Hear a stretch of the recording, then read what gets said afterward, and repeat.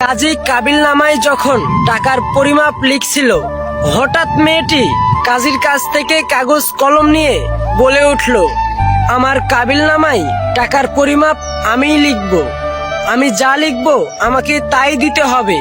গরিব ছেলেটা মেয়েটিকে প্রচুর ভালোবাসতো, তাই মেয়েটি যেটা বলল সেটাই মেনে নিল। আর দরদ ভরা কণ্ঠে বলে উঠল, এমন কিছু লিখো না যা দেওয়ার স্বার্থ আমার নেই।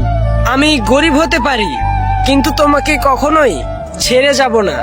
মেয়েটা ছেলেটিকে চোখ রাঙিয়ে টাকার জায়গায় টুকটুক করে লিখে দিল ছেলেটির নাম, আর সবার সামনে চিৎকার করে বলতে লাগলো, যদি আমায় কোনোদিন ছেড়ে যায় তাহলে দেনমোহর হিসেবে আমি ওকে নিয়ে যাব। আজ কান খুলে শুনে রাখুন সবাই, প্রতিটি স্বামী স্ত্রীর সম্পর্ক বেঁচে থাকে বিশ্বাস আর ভালোবাসায়।